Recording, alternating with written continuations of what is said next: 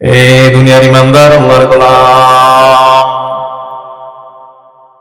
ইমানদার ইমানের কূপের ভিতরে বেনামাজির নাম ধারণ করে মরা বিড়াল পড়ে আছে।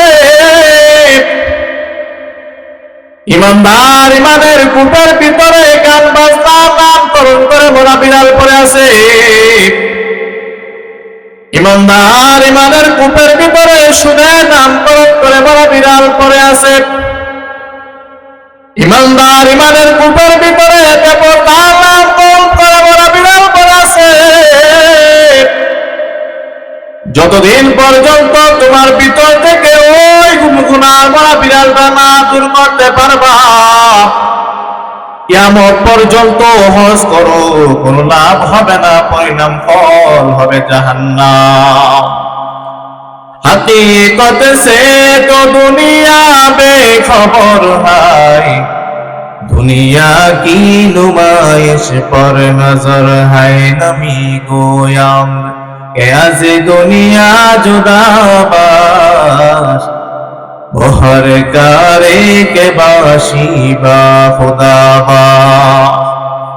अल्लामा জালালউদ্দিন রুমি রহমতুল্লাহি আলাইহি ওনার এই কিতাবের মধ্যে উল্লেখ করে বলেন, হে দুনিয়ার ইমানদার আল্লাহর গোলাম, সুন্দর জীবন একটা নৌকা বানাইছো। এই নৌকাওয়ালা মাঝি সিদ্ধান্ত নিছে এই সুন্দর নৌকাটা একদারপুরের রাস্তা দিয়া কাটা যাবে 1 ঘন্টার ভিতরে। আল্লাহর ওলি জানিয়ে দেন, হে নৌকাওয়ালা ইমানদার, তোমার এই নৌকাটা তুমি যদি একদারপুরের রাস্তা দিয়া ঢাকা যেতে চাও, তুমি যদি এই নৌকাটা তোমার রাস্তা দিয়ে চালাও, কিয়ামত পর্যন্ত রাস্তা দিয়ে চালাইলে ঢাকা যেতে পারবা না। হ্যাঁ, তোমার নৌকাটা তুমি যদি গোমতী নদীর মাঝে ভাসাইয়া দাও, মনের মতো চালাইবা, যেখানে মন চায় সেখানে যেতে পারবা। তুমি যদি ফরহাদ নদীর কিনারায় যেতে চাও সম্ভব, মেঘনা নদীর কিনারায় যেতে চাও সম্ভব, পদ্মা নদীর কিনারায় যেতে চাও সম্ভব। হে নৌকাওয়ালা ইমানদার, তবে সাবধান, তোমার নৌকাটা মজবুত আছে কিনা দেখে নাও। তোমার নৌকার তক্তা যদি মজবুত না হয় ভেঙে যাবে। কারণ হলো পদ্মা নদীর তুফান বড় ভারী তুফান, যমুনা নদীর তুফান বড় ভারী তুফান, ফোরাত নদীর তুফান বড় ভারী তুফান। তোমার নৌকাটা যদি মজবুত না হয়, তুফানের কারণে তোমার নৌকাটা যখন ভেঙে যাবে, ততক্ষণ পর্যন্ত তোমার নৌকাটা ছিল তোমার জন্য জীবন। নৌকা তক্তা মজবুত না হওয়ার কারণে তোমার জন্য হয়ে যাবে মরণ। এই জন্য ইমানদার আল্লাহর গোলাম, তুমি যখন তোমার এই সাথে খাবরে না আল্লাহর কাছে যাবা, আল্লাহর কাছে যাওয়ার আগে তোমার ইমান মজবুত করে নাও, আমলের বইটা মজবুত করে নাও। কারণ আজরাইলের ধাক্কা বড় কঠিন, মৌতের ধাক্কা বড় কঠিন।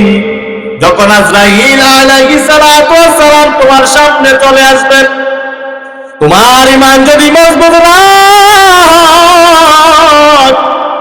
আজরাইল আলাইহিস সালাতু ওয়াস সালাম তোমার সামনে আসার পর দেখবা দুইটা চোখ নীল নদের মতো বড়, মাথা আসমানের উপরে, পা দুটা জমিনের ভিতরে, এক হাত মাশরিকে এক হাত মাগরিবে। আজরাইল আলাইহিস সালাতু ওয়াস সালামকে দেখার পরে ভয় পেয়ে যাবা। তোমার ঈমান যদি মজবুত না হয়, আজরাইল আলাইহিস সালাতু ওয়াস সালাম তোমার সামনে যখন আসবে, সামনে আসার পর তোমার রূহটাকে একটা টান করে বের করে নিয়ে যাবে। চরমুনার জমিনে ঘুমান সৈয়দ ফয়জুল করিম রাহমাতুল্লাহ আলাইহি জানায়া দেন, একটা লাঠির মধ্যে আলকাতরা লাগাইয়া তুলার মধ্যে যেমন বাড়ি দেওয়া হয়, তুলার মধ্যে বাড়ি দেওয়ার পর যখন নাকি তুলাগুলা যেভাবে ছিঁড়ে ছিঁড়ে চলে আসে, একটা লাঠির মধ্যে আলকাতরা লাগানোর পরে যখন নাকি আলকাতরা লাগানোর পরে যখন তুলাগুলা চিড়ে চিড়ে চলে আসে, ঠিক তেমনি ভাবে বেঈমান বেনাজামি নাফরমানের রূহটাকে যখন নাকি আজরাইল ধরে টান দেয়, এভাবে সমস্ত রোগগুলা চিরা চিরা চলে আসে। এই জন্য ইমানদার আল্লাহর গোলাম আমলটাকে মজবুত করে না, কারণ তোমার আমল যদি মজবুত না হয়, সাড়ে 3 হাত মাটির মধ্যে তখন রাখবে। নবী করিম সাল্লাল্লাহু আলাইহি ওয়াসাল্লাম জানালেন, উম্মতের দল নাফরমানকে কবর রাখতে দেরি হয়, 2 পাশের মাটি এত জোরে চাপ দেয়, চাপের কারণে শরীরের সমস্ত পাথরগুলা চুরমার করে ভেঙে যায়। আল্লাহ নবী সাল্লাল্লাহু আলাইহি ওয়াসাল্লাম জানালেন, উম্মতের দল ওই হাসরের ময়দানে সূর্যটা মাথার উপরে থাকবে, সূর্যের তাপের কারণে মাথার মগজটা টাস টাস করে কেটে যাবে। এই কঠিন মুহূর্ত থেকে বাঁচতে হলে দুনিয়া থেকে তোমার আমলটাকে মজবুত করে নাও, একদম খাঁটি তওবা করে দুনিয়া থেকে বিদায় নিতে হবে।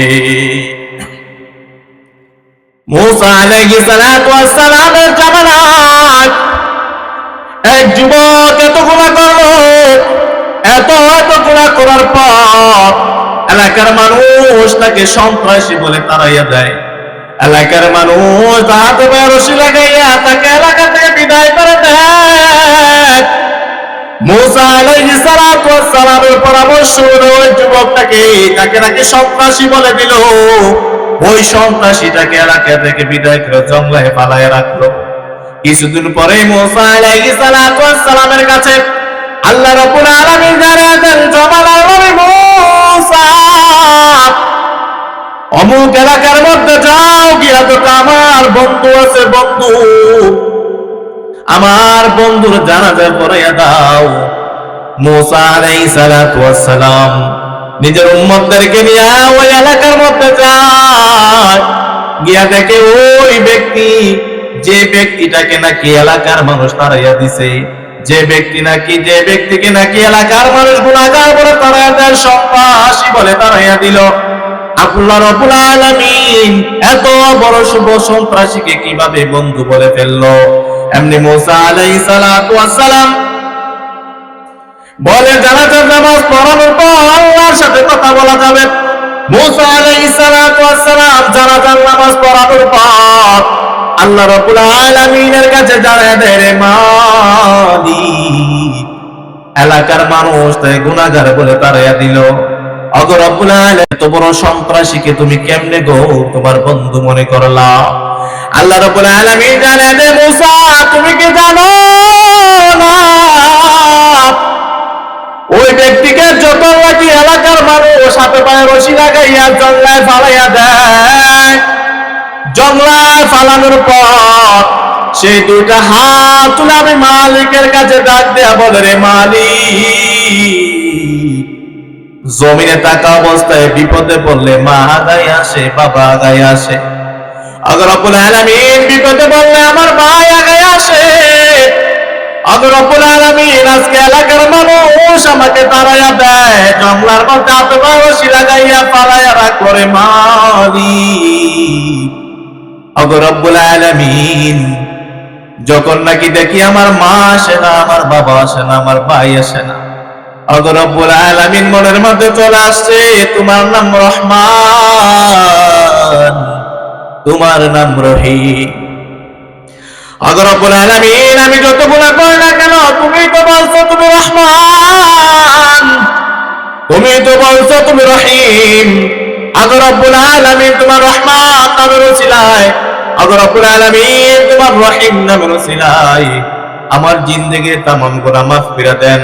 আল্লাহ রাব্বুল আলামিন জানাতেন, মুসা আমার বান্দা যখন নাকি আমি মালিকের রহমান নামের গফফার নামের উসিলায় আমি মালিকের কাছে বারবার কান্না করে, আমি মালিক সহ্য করতে পারি নাই, আমি রব্বুল আলামিন তার চোখের পানির উসিলায় তার জিন্দেগির তামাম গুনাহ মাফ করে দিলাম। সুবহানাল্লাহ বলে। এই জন্য বোঝা গেল চোখের পানে অনেক ঘাম আছে, ঠিক কিনা? আমরা যদি আমাদের মালিকের কাছে আমরা মাপ চাই, যত গুনাহ করি না কেন, উহুদ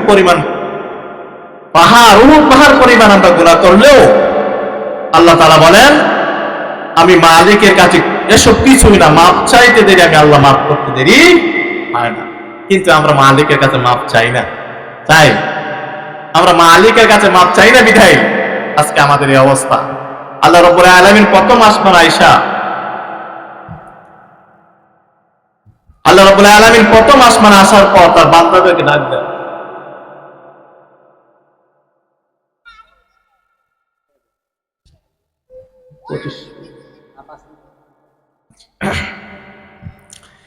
আল্লাহ রাব্বুল আলামিন প্রথম আসমান আসার পর তার বান্দাদেরকে ডাক দেন, আমার কাছে চাও, আমার কাছে চাও, আমি আল্লাহ তোমাদের সব দিয়ে দিব। কিন্তু আমরা আজকে মালিকের কাছে চাই না, বাবার কাছে চাই, ঠিক না?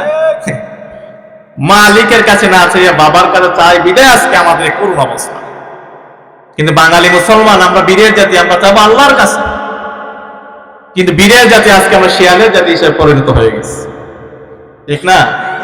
আল্লাহ তাআলা আমাদেরকে বুঝার তৌফিক দান করেন। আল্লাহ রাব্বুল আলামিন জানিয়ে দেন, হে আমার গোলাম, তোমরা বান্দারা যখন নাকি আমি মালিককে পাওয়ার জন্য এক বিয়োগ আগাও, আমি রব্বুল আলামিন আমার বান্দাকে পাওয়ার জন্য এক হাত অগ্রসর হয়ে যাই। আল্লাহ রাব্বুল আলামিন জানিয়ে দেন, আমার বান্দা আমাকে পাওয়ার জন্য যখন নাকি আস্তে আস্তে হাঁটে, আমি আল্লাহ রাব্বুল আলামিন আমার বান্দাকে পাওয়ার জন্য জোর কদমে দৌড়াইতে থাকি। আল্লাহ রাব্বুল আলামিন জানিয়ে দেন, বান্দার দুনিয়াতে থাকা অবস্থায় আজ তোরা মার পাগল, বাবার পাগল।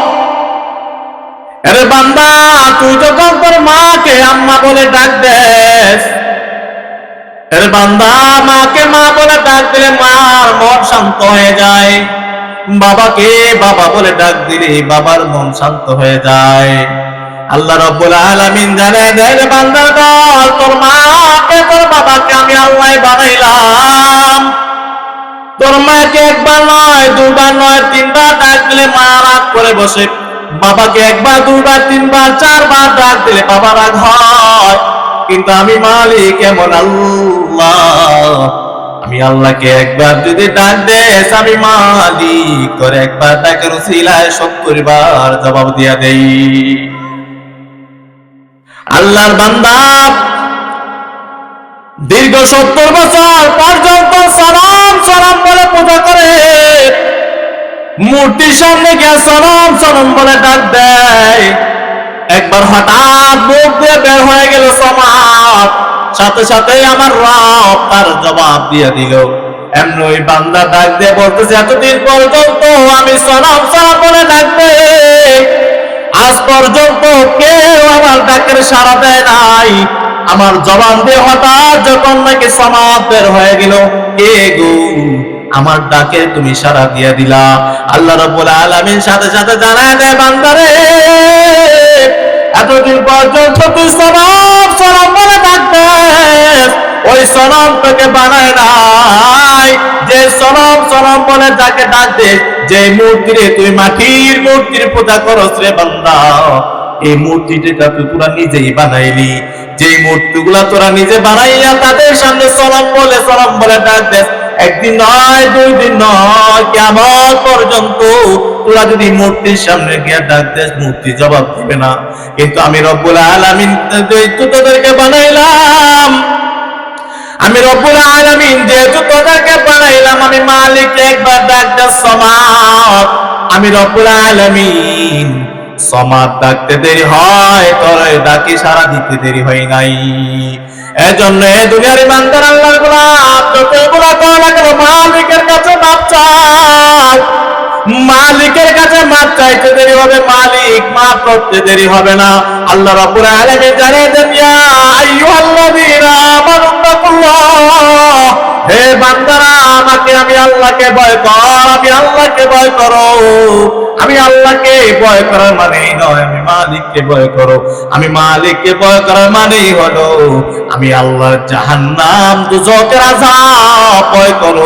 এই দুজকের আযাব জাহান্নাম ভয় করে তোরা যদি জমিন থেকে বিদায় নিতে পারোস রে মুমিন, আমি রব্বুল আলামিন ঘোষণা দিলাম তোদের কবর জান্নাতের বাগান হয়ে যাবে।